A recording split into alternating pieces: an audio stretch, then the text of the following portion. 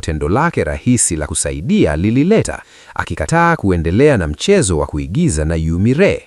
Alitoka nje akihisi kwamba alikuwa mkali mno. Wakati huyo alipokea, shangazi na binamu yake walitokea kwa kutotarajiwa, naye akahitimisha mazungumzo ya haraka. Walikuwa wametembelea mfanyabiashara wa karibu na walishangaa kumkuta Kim Woo-ju kule. Waliuliza kwa nini alikuwa hapo, na kabla hajaweza kueleza, Bak Sung-hoon alitoka nje kwa matembezi. Wakamwendea kumwamkia Kim Woo-ju na mke wake, wakashangaa na kuona Yumire akikaribia wakati wa kupiga simu.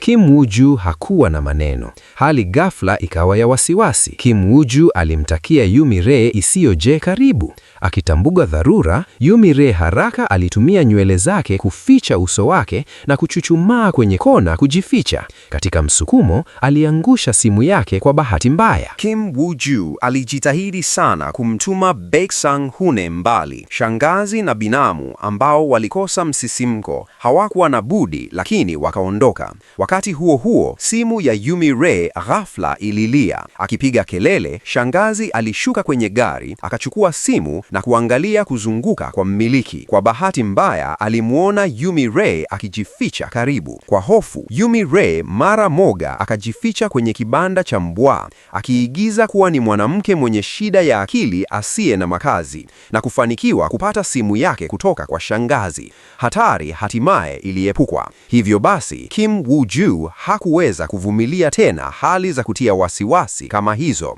Alimpigia simu Yumire na kumuomba asikae tena kwenye villan. Kwa vile Baek Sang-hoon hatimaye angemgundua akiishi peke yake, alitangaza mpango wao umekwisha na kuonya Yumire asimsababishe shida zaidi. Kodi ya awali ilikuwa imekatishwa na nyumba ya ndoa ilichukuliwa na mmiliki. Bila mahala pa kukaa, Yumire akivuta begi la safari yake alizurura mitaani. Aliwaza kukaa na rafiki, ili kujua tu rafiki alikuwa amejisajili na nyumba ilikodishwa. Bila kujua cha kufanya, aliona tangazo la hoteli ikiahidi hakuna amana inayohitajika, ambayo ilimvutia mara moja. Yumire alifika hotelini na mizigo yake. Ingawa usafi ulikuwa wa kutiliwa shaka, angalau alikuwa na mahali pa kukaa. Alitarajia usiku wa kwanza bila kulala, lakini kwa kushangaza alilala hadi saa 3 asubuhi. Baada ya kujiandaa, aliharakisha kwenda hospitalini kukutana na mteja. Alipokuwa akiondoka, kwa bahati alikutana na Yoon Jin-kyung ambaye alikuwa amepamba majeraha yake hapo awali. Yoon Jin-kyung alikuwa amesikia kutoka kwa Kim Woo-ju kuhusu mkutano wao uliochafuka na Yumire, na jinsi wakati wa mkutano wao wa pili Yumire alikuwa amependekeza ndoa moja kwa moja. Alichukua fursa hiyo kuchunguza uhusiano kati ya Yumire na Kim Woo-ju na kusababisha Yumire kuelezea kwa utatata kwamba ilikuwa ni utani tu. Alienda kampuni kuwasilisha pendekezo lake la kubuni kwa timu ya uuzaji ya Kim Woo-ju, ambayo ilikubaliwa kwa umoja, ikimpa hisia ya faraja. Timu iliamua kusherehekea kwa chakula cha jioni na kumwalika Yumire kwa hisani. Wakati wa chakula, mazungumzo yaligeuka kwenye kununua nyumba, na wafanyikazi ambao hawakuweza kununua moja walionyesha wivu kwa mtu mwenye bahati ambaye alishinda tuzo ya villan ya duka kuu. Mtu alichukua simu yake kuangalia ni nani aliyeshinda. Yumire haraka alimuonyesha Kim Woo-ju kuwazuia. Mara moja akafunika simu kwa menyu ikipendekeza waongeza chakula zaidi kuelekeza umakini, na kwa uangalifu akaficha simu. Baada ya kuongeza sahani zaidi, Yumire alisimama na kuendelea kuwahimiza wote kunywa. Wakati chakula cha jioni kilipokaribia kuisha, alikuwa amelewa kidogo, ila alifuatwa na mfanyikazi mwanzima ambaye alikuwa amemwalika, ambaye kwa ujasiri alimuomba alipe bili. Kim Woo-ju aligundua kuwa walikuwa wakimtumia Yumire, wakimtendea kama lengo rahisi. Ili kuepuka kusumbua ushirikiano baadaye, Yumire kwa shida kawaida alikubali kulipa, lakini kadi yake ilikataliwa mara kwa mara kwa sababu ya kukosekana na fedha. Wakati wa aibu kubwa zaidi, Kim Woo-ju aliingilia na kulipa kwa kadi yake.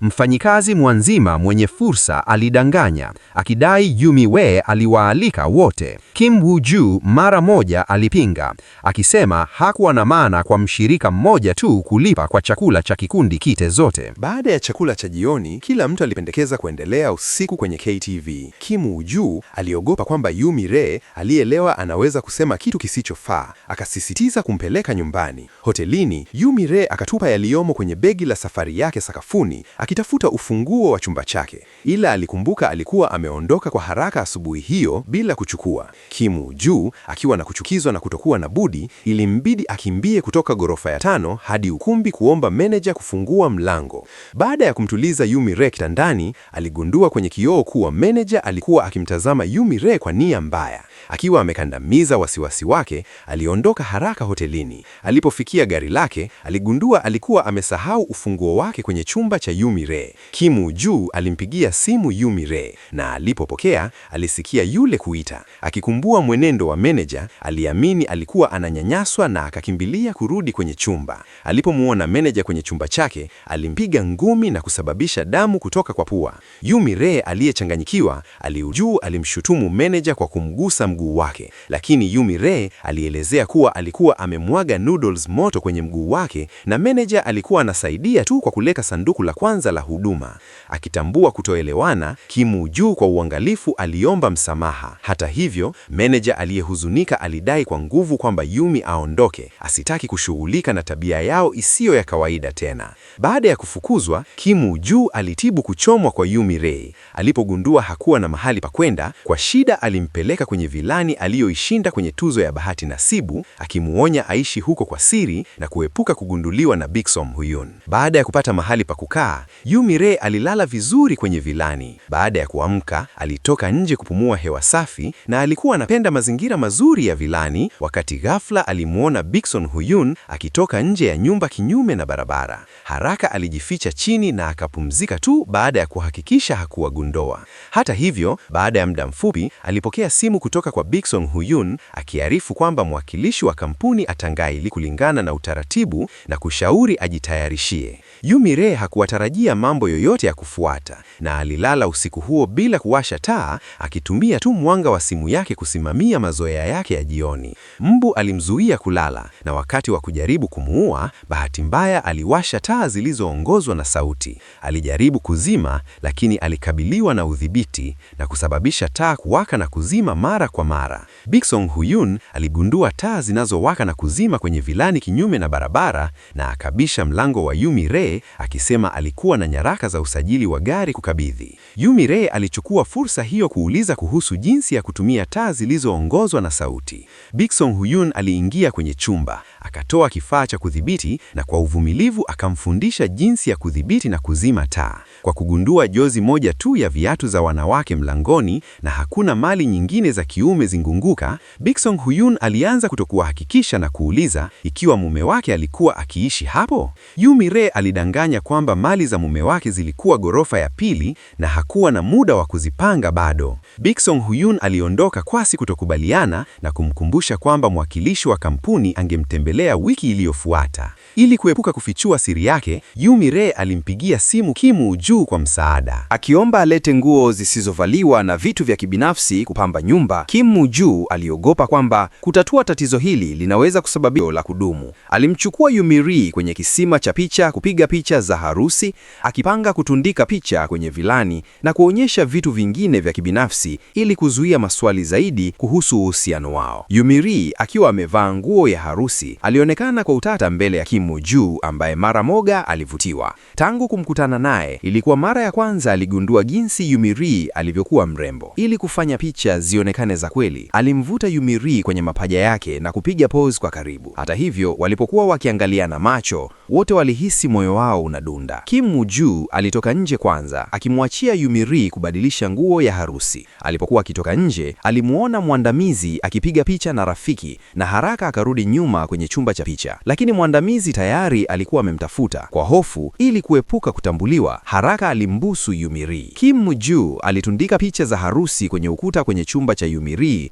na hata alipendekeza wao wawili wende pamoja kukopa zana za kukarabati kutoka kwa Baek Sang-hoon. Mbele ya Baek Sang-hoon walipiga pozi tamu, wakijitahidi kudumisha muonekano wa wanandoa wenye upendo. Siku iliyofuata, wakati wa mkutano, mwandamizi wa Kim Moo-ju alimkodolea Kim Moo-ju mgongo wake, akiamini zaidi alifanana na bwana harusi aliyekuwa amemuona akibusu kwenye studio ya picha siku iliyopita. Aliwashirikisha uchunguzi wake na wafanyakazi wenzake, na wafanyakazi wapenzi wa uvumi mara moja walihoji ikiwa alikuwa amemuona bibi harusi wazi. Kukumbuka maelezo, mwandamizi alihisi bibi harusi alionekana sana kama Yumi-Ri. Moyo wa Yumi-Ri ulidunda wakati mwandamizi alipokuwa akifikia simu yake kupigia studio ya picha orodha ya usajili. Lakini wakati huo huo, Kim Moo-ju aliingia kwenye chumba cha mkutano akitangaza kuanza rasmi wa mkutano, ambayo ilikatiza vitendo vya mwandamizi. Baada ya mkutano, Yumi-Ri alimvuta Kim Moo-ju kando kwenye ngazi, akiwa na wasiwasi mwandamizi ataendelea uchunguzi wake. Kim Moo-ju alimtuliza akiwa na wasiwasi, kuelezea kwamba hakuwa ametumia jina lake la kweli wakati wa kuhodhi picha hiyo, hivyo hata wakauliza hakungekuwa na njia ya kuthibitisha. Kabla ya kuaga, Kim Moo-ju alimwambia Yumi-Ri kwamba bibi yake alishangazwa na muundo wake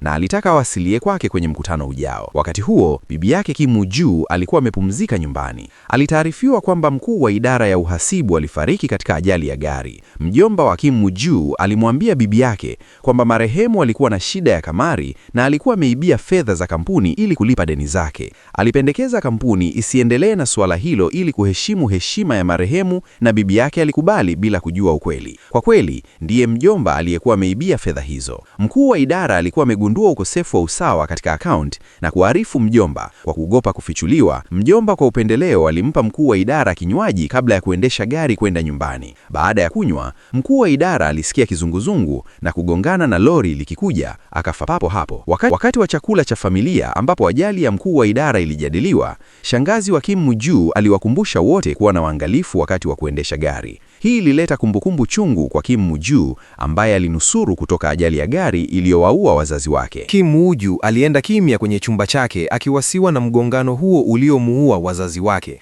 Yeye ndiye pekee aliyetoka katika gari lililoharibika. Mwanamume mmoja aliyekuwa akipita na msichana mdogo alikuwa amemuona, akapiga simu kwa msaada na kumpeleka kwenye kituo cha polisi. Ili kumfariji, msichana huyo mdogo alimpa teddy bear wake na hata kulia kwa ajili yake. Kim Moo-ju alitoa teddy bear hiyo aliyoipenda kutoka kwenye draw yake. Kila wakati maisha yalionekana magumu kupita kiasi, teddy bear hii ilimpa nguvu ya kuvumilia usiku usio na usingizi. Siku iliyofuata, wakilishi wa duka kubwa alikuja kukagua nyumba. Kim Moo-ju kwa hiari alicheza jukumu la mume wa Yumi-Ri. Wenzi hao walivaa mavazi yanayolingana na vitu vya kibinafsi vya Kim Moo-ju vilionyeshwa kote nyumbani, hivyo kuwaonekana kama wenzi waliochanjana. Ili kuhakikisha wamepita ukaguzi, Yumi-Ri alimfanya Kim Moo-ju akariri tarehe aliyodai kuolewa na mpenzi wake wa zamani na mpango wao wa matembezi ya fungate. Kim Moo-ju hakuweza kujizuia kumkosoa Yumi-Ri kwa kupenda mvulana aliyemnyonya na kumdanganya. Yumi-Ri alikumbuka kukutana na mpenzi wake wa zamani. Alikuwa ameanguka ndani ya maji wakati wa safari, naye alikuwa amemuokoa. Alivutiwa na uso wake mzuri mara tu alipofumbua macho. Hakujuta uhusiano huo licha ya kutokuwa na dhamiri na ukarimu wake. Wakiwa wanazungumza, Baek Sang-hoon alipiga simu kuwataarifu kwamba wakilishi alilazimika kugahiri ziara kwa sababu ya hali zisizotarajiwa. Kim Moo-ju akiwa amepumzika alisimama kuondoka, lakini akaona kishada cha bahati kilichoundwa na Yumi-Ri kwa kampuni.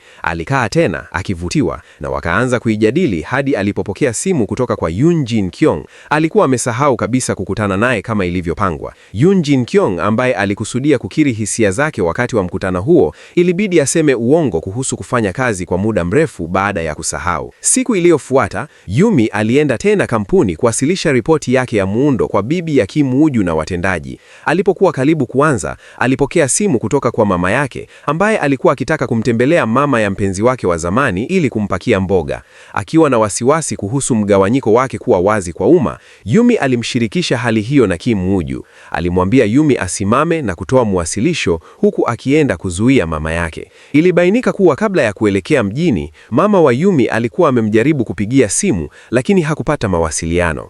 alipiga simu kwa mpenzi wa zamani wa Yumi ambaye alikasirika wakati wa likizo akakata simu. Wakati huo huo, mpenzi wa zamani aliona kwa bahati nasibu ujumbe wa maandishi kwenye simu ya mpenzi wake mpya ukionyesha nambari ya chumba pekee. Bila kufikiria sana, baada ya mkutano wao, alielekea kwenye chumba chao huku mpenzi wake akidai kwenda kukutana na rafiki karibu na kumwomba arudi peke yake. Akifuata nambari ya chumba aliyokuwa ameiona, alianza kutokuwa na uhakika. Akijifanya kutii, alimfuata kwa siri. Kwa mshangao wake, alikwenda kweli kwenye chumba kilichoonyeshwa kwenye ujumbe na kumbusu kwa shauku mwanamume aliyefungua mlango mara tu alipofika kwenye ukoranda. Wakati huo huo, mama wa Yumi asiweze kuwasiliana na mtu yoyote, alifika nyumbani kwa mpenzi wa zamani akibeba sahani za nyumbani. Mama na dada wa mpenzi wa zamani walimjulisha baridi kwamba Yumi na mwanawe walikuwa wameachana kwa muda mrefu. Bahati nzuri, walisema kwamba Yumi kuwa maskini na duni hakuwa sawa naye. Walimwambia aache kuwadhuru. Mama wa Yumi akijaribu kutabasamu, alipendekeza kunaweza kuwa na kutoelewana, lakini alisukumwa kwa kiburi nje ya mlango na kwa bahati mbaya akaanguka, akitawanya sahani kwenye ardhi. Kimuju aliyefika kwa wakati alishuhudia tukio hilo. Mara moja alimsaidia mama wa Yumi kusimama na kwa makini kukusanya sahani zilizotawanyika. Kisha akampeleka kwenye kituo kwa ukarimu. Baada ya kujua kwamba alikuwa mshirika wa biashara wa Yumi, mama yake alimshauri haraka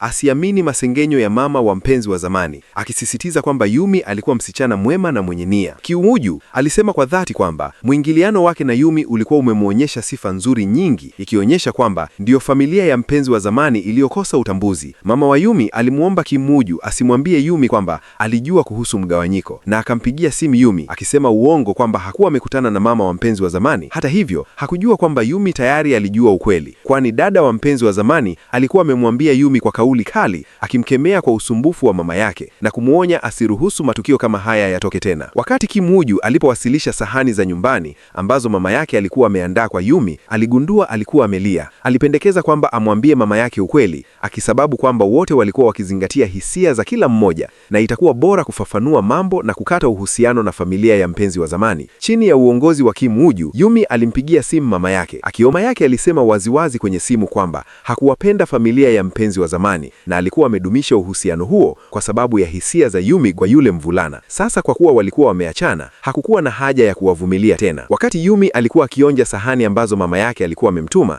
alipokea simu nyingine kutoka kwake. Mama yake hakupata mkoba wake na alidhani huenda iko kwenye gari la Kimuju. Yumi alimpigia simu Kimuju kumuomba itafute. Kimuju alikuta mkoba kwenye ufa wa kiti cha gari na alipoufungua, aliona picha ya familia ya Yumi akiwa msichana mdogo akishikilia teddy bear aliyoifahamu sana. Alikuwa ameona picha hiyo hapo awali alipokuwa akimsaidia Yumi aliyelala kutandaa katika moteli na kutambua kwamba msichana mdogo aliyekuwa akimtafuta miaka yote alikuwa karibu naye. Utambuzi wake ulimhamasisha kuigiza kwa bidii kama mume mpenzi mbele ya Baeksangion na kufanya juhudi kubwa kumsaidia kupitia matatizo yake yote ili kulipa tendo dogo la wema kutoka zamani. Akitarajia simu kutoka kwa Kimuju kuhusu mkoba, Yumi alishangaa kumkuta mpenzi wake wa zamani kwenye mstari badala yake. Akiwa amedanganywa, alikuwa amerudi nchini na alitaka kupatana naye mara moja.